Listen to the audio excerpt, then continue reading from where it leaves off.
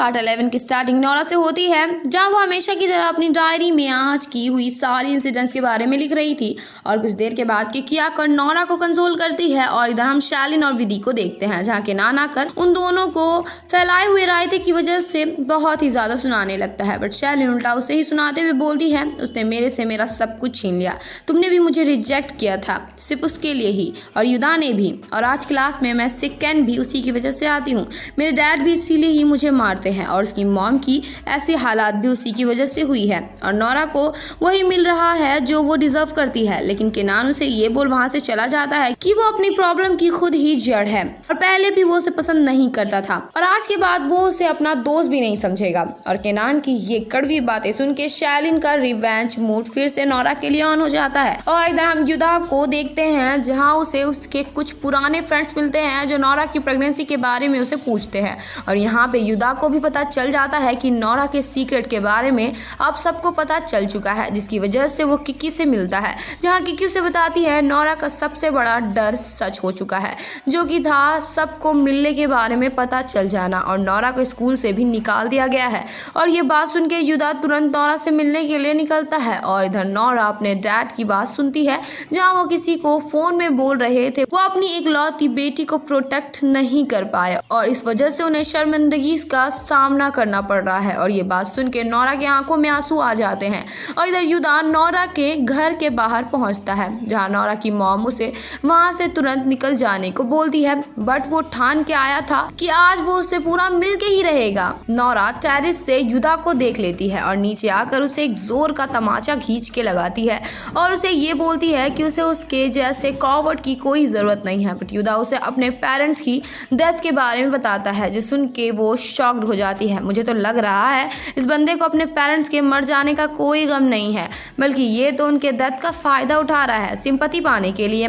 और इन दोनों की बातें चल ही रही थी कि वहाँ नोरा के डैड आ जाते हैं और वो युदा को देखते ही उसे मारने के लिए बढ़ते हैं, बट नोरा की मॉम उन्हें रोक लेती हैं और युदा को वहाँ से भगा देती हैं। और नोरा इस बात से उसकी मॉम और किकी से गुस्सा हो जाती है कि वो दोनों ही युदा से पहले मिले थे, बट उन्होंने इसके बारे में उसे कुछ भी नहीं बताया। हालांकि किकी नोरा को मनाने की काफ़ी कोशिश करती है, बट नोरा नहीं मानती और फूट फूट के रोने लगती है। और इधर युदा को उसके अंकल उसकी मॉम का रिंग देते हैं, जो कि उसके फादर ने उसकी मदर को प्रपोज करने का टाइम दिया था। और इधर हम नोरा को देखते हैं, जहाँ वो मिल्ले के साथ खेल रही थी और तभी किकी उसे युदा का न्यू नंबर सेंड करती है। और फिर उसके पास केनान का कॉल आता है, जहाँ वो उसे पूछता है अगर युदा वापस आ जाए तो क्या वो उससे ब्रेकअप कर लेगी, बट नोरा इससे साफ मना करती है। और केनान उसे लव यू बोलता है, बट वो उसका कोई रिप्लाई नहीं करती। और फिर नोरा कन्वीनियंस स्टोर जाती है, जहाँ उसे तया और रीका उसकी मॉम के साथ दिखती हैं। और रीका की मॉम तो नोरा को देख कैसे बिहेव कर रही थी, मानो वो खड़े खड़े ही रीका को खराब कर देगी। गाइज, आप सभी से बोलना चाहती हूँ कि वीडियो अगर अच्छी लग रही है तो वीडियो को लाइक कीजिए, शेयर कीजिए और कमेंट भी कीजिए। और अगर आप मेरे चैनल पे न्यू हैं तो मेरे चैनल को सब्सक्राइब कर लें और साथ ही साथ बेल आइकन को भी प्रेस कर दें, कि जिससे आपको मेरी वीडियोस की नोटिफिकेशन सबसे पहले जाए। और फिर रीका की मॉम उसे वहाँ से लेकर चली जाती है और तैयार नोरा को ये बोल चली जाती है कि मैं और रीका तुम्हें काफ़ी अच्छी समझते थे, बट तुमने हमें डिसअपॉइंट कर दिया। मेरे और रीका के साइड से तो शादी से पहले इंटीमेट होना एक गलत काम है और अब तुम्हारे लिए मेरे तरफ से सारी रिस्पेक्ट खत्म हो चुकी है। और ये सब बात सुन के नोरा कन्वीनियंस स्टोर में ही रोने लगती है। और फिर नोरा अपने घर जा रही थी, जहाँ रास्ते में कोई उसका पीछा करने लगता है कार से, और नोरा को भी लगने लगता है वो कार उसी का ही पीछा कर रही है, जिस वजह से वो अपने कदम जल्दी जल्दी बढ़ाने लग जाती है। बट उस कार से दो लोग बाहर निकलते हैं और उसे किडनैप करके लेकर जाने लगते हैं, जहां युदा उन्हें ऐसा करता हुआ देख लेता है और वो भी उस कार का पीछा करने लगता है। और इधर वो दोनों लोग नोरा को एक जंगल के अंदर लेकर आ जाते हैं और उसके मुँह में कपड़ा लगा देते हैं और उसे बीच जंगल में छोड़ के वहाँ से चली जाती है। और नोरा मुंह में कपड़े लगे होने की वजह से एक जगह से नीचे गिर जाती है। और इधर युदा भी जंगल में आ चुका था, जहां उसे नोरा की एक चप्पल मिलती है और वो पूरे जंगल में उसे ढूंढने लगता है और एट द एंड नोरा उसे मिल जाती है और नोरा युदा को देखते ही रोने लगती है। और फिर युदा उसे वहां से घर लेकर आ जाता है और नोरा उसका शुक्रिया अदा करती है, तो युदा उसे पिगी बैग राइड देकर घर के अंदर लेकर जाने लगता है। और तभी केनान वहां जाता है और नोरा की केयर करते हुए युदा को बोलता है, हम हम सब संभाल लेंगे, अब तुम जा सकते हो। बट युदा उसकी बात नहीं सुनता और नोरा के फादर को उसके किडनैप होने वाली बात बताता है। तो नोरा उस कार के प्लेट का नंबर बताती है जो सुन के केनान उन लोगों को बताता है वो कार विधि का है और इससे आप लोग ये समझ जाओ ये सब किसने किया होगा। और इधर शैलिन के घर पुलिस आ जाती है और शैलिन के अगेंस्ट केस फाइल नोरा के फादर ने किया था और ये किडनैप वाली बात जानकर शैलिन की मॉम उसे बहुत ही ज़्यादा डांटने लगती है और उसके फादर अगेन उसे एक थप्पड़ लगा देते हैं। और फिर हम शैलिन और विधि को जेल के अंदर देखते हैं जहाँ दो मोटी लड़कियाँ उन दोनों को बुली करने लगती हैं। और फिर हम मॉर्निंग का सीन देखते हैं जहाँ नोरा के फादर नोरा और उसकी मदर को बताते हैं शैलिन के फादर ने शैलिन की बेल करवाने से मना कर दिया है और वो उसे पनिश करना चाहते हैं।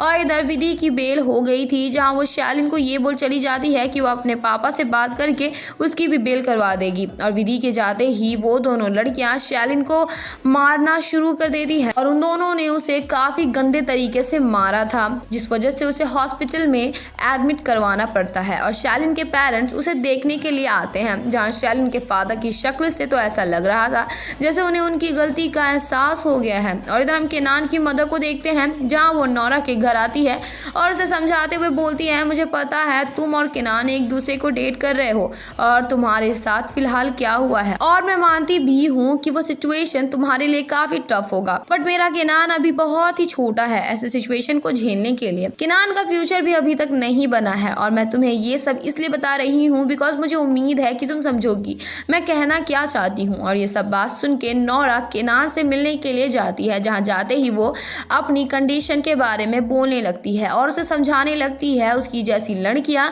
उसके जैसे लड़के के लिए ठीक नहीं है। तो फिर केनान बोलता है तो तुम मेरे से ब्रेकअप करना चाहती हो और ये इसलिए ना बिकॉज युदा वापस आ गया है। तो नोरा बोलती है नहीं ऐसा नहीं है, ये मैं हम दोनों की भलाई के लिए कर रही हूँ, हमारे पेरेंट्स की भलाई के लिए कर रही हूँ। तो केनान बोलता है पेरेंट्स का क्या है, मैं उनसे फाइट करूंगा तुम्हारे लिए, मैं उन लोगों को मना लूंगा। तो नोरा बोलती है तुम कितना भी क्यों ना कर लो वो हमारे अगेंस्ट ही रहेंगे और मैं खुद तुमसे ब्रेकअप करना चाहती हूँ। तो केनान बोलता है पर मैं ब्रेकअप नहीं करना चाहता, मैं तुमसे प्यार करता हूँ जैसा कि तुम मुझसे करती हो। बट नोरा उससे माफ़ी मांग के वहाँ से चली जाती है और हमारे केनान का अगेन दिल टूट जाता है। मुझे लगता है पूरे सीरीज में इस बेचारे का दिल टूटता ही रहेगा। और इधर नोरा घर आती है जहाँ वो अपने घर में युदा और उसके अंकल को देखती है और नोरा के पापा उससे युदा से बात करने के लिए बोलते हैं और वो दोनों बाहर आ जाते हैं जहाँ युदा उसे अपनी सारी गलतियों के लिए माफ़ी मांगता है और उसे बताता है आज वो उसे शादी के लिए ऑफिशियली प्रपोज करने आया है और उसके पेरेंट्स ने बोला है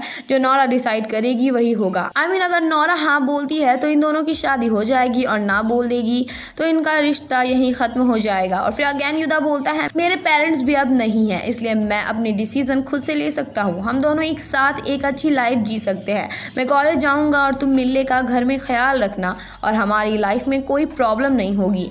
और इतना बोलने के बाद युदा अपनी मॉम के रिंग के साथ नोरा को शादी के लिए प्रपोज कर देता है और नोरा सोचने के लिए उससे वक्त मांगती है जिसके लिए वो मान जाता है और बोलता है ये रिंग तभी पहनना जब तुम्हारा आंसर यस हो। बट तभी वहाँ केनान आकर युदा को मारना शुरू कर देता है और ये बोलते हुए कि तुम्हारी हिम्मत कैसे हुई मेरी गर्लफ्रेंड के क्लोज आने की। और केनान रुक ही नहीं रहा था और नोरा की आवाज़ सुन के उसके पेरेंट्स नीचे आ जाते हैं और उन दोनों को रोकते हैं। तो केनान बोलता है कि मैं उसका बॉयफ्रेंड हूँ, ठीक है, तुम बस उसके एक्स हो। तो नोरा बोलती है केनान अब हमारे बीच में सब कुछ खत्म हो चुका है, तुम्हारी मदर मेरे घर आई थी तुम्हारा और मेरा ब्रेकअप करवाने के लिए, सब हमारे अगेंस्ट है। तो युदा बोलता है मैं अपने अंकल के साथ यहाँ आया हूँ नोरा का हाथ मांगने के लिए और मैंने अभी नोरा को प्रपोज भी किया। तो केनान बोलता है तुमने क्या बोला?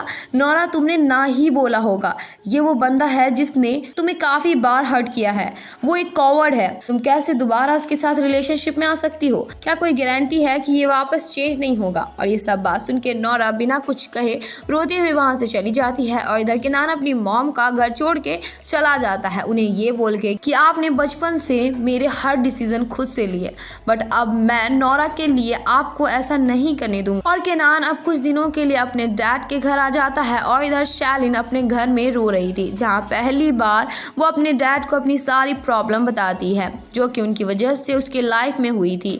और इस बार उसके डैड भी उसकी फीलिंग्स को समझते हैं और उसे उनकी सारी गलतियों के लिए माफ़ी भी मांगते हैं बिकॉज उन्हें भी समझ आ गया था शैलिन की जो हालात है और जैसी वो अभी बन गई है वो कहीं ना कहीं उनकी ही वजह से हुआ है। और अब शैलिन और उसके फादर फादर में सब ठीक हो चुका है और आज पहली बार ये तीनों एक हैप्पी फैमिली लग रहे थे। और इधर केनान के डैड उसकी फीलिंग को समझते हैं और उसकी हेल्प करने के लिए मान जाते हैं। और फिर केनान और उसके फादर नोरा के घर आते हैं और नोरा के पेरेंट्स और केनान के फादर में बातचीत चल ही रही थी कि वहाँ नोरा आती है और केनान उसे बाहर लेकर चला जाता है कुछ बात करने के लिए। और केनान नोरा को बताता है वो यहाँ अपने डैड के साथ उसे प्रपोज करने के लिए आया है और उसके डैड अब उसे सपोर्ट कर रहे हैं और वो जल्द ही अपनी मॉम को भी मना लेगा और फिर वो दोनों ग्रेजुएट होने के बाद शादी कर लेंगे और फिर एक साथ कॉलेज चलेंगे। और इतना बोलने के बाद केनान नोरा को एक रिंग के साथ शादी के लिए प्रपोज कर Marry me, Nora. But Nora अभी भी डिसाइड नहीं कर पा रही थी कि वो किसे चूज करे। तो केनान उसे वो रिंग दे के बोलता है ये रिंग तभी पहनना जब तुम्हारा आंसर यस हो। इसमें सोचने की क्या बात है गाइस, बंदा ने वो भी कर दिया जो नोरा को नामुमकिन लग रहा था। और अब हमें एक मंथ के बाद का सीन दिखाया जाता है जहाँ अभी तक नोरा डिसाइड नहीं कर पाई थी वो केनान को चूज करे या फिर युदा को। और अब वो उन दोनों के बारे में भूल मिलने के साथ अपना टाइम स्पेंड करती है और फिर नोरा की मॉम उसे आकर बोलती है तुम्हें जिसे चूज करना है करो बट उसी को करना जिससे तुम प्यार करती हो और ये तुम्हारी जिंदगी है, तुम चाहो तो दोनों को भी रिजेक्ट कर सकती हो। और फिर हम नेक्स्ट डे का सीन देखते हैं जहां नोरा युदा से मिलने के लिए जाती है और इन दोनों में कुछ बातचीत होती है। और हम उस टाइम के फ्लैशबैक में चले जाते हैं जब नोरा और युदा पहली बार एक दूसरे से मिले थे, जहाँ नोरा स्कूल में न्यू ही आई थी और उसे उसके सीनियर ने ऑर्डर दिया था कि उसे एक पेपर में युदा का सिग्नेचर करवा कर लाना है। और उस पेपर में लिखा हुआ था कि नोरा को युदा को किस करना होगा और ये पढ़ के युदा हंसने लगता है और नोरा एम्बैरस होकर वहां से चली जाती है। और फिर पनिशमेंट के तौर पे नोरा को 50 ग्रास हॉपर ढूंढने थे जिसमें कि युदा उसकी मदद करता है। और अब प्रेजेंट टाइम में नोरा युदा का रिंग उसके सामने पहन के बोलती है युदा मैंने तुम्हें चूज किया और मैं तुमसे शादी करना चाहती हूँ। और ये सुन के युदा खुश हो जाता है और उसे किस कर लेता है और फिर ये दोनों एक दूसरे को हक करते हैं जो कि बिल्कुल ही घटिया डिसीजन था। वेल हम क्या कर सकते हैं। और इसी के साथ इस पार्ट की एंडिंग हो जाती है। There was a time when you had me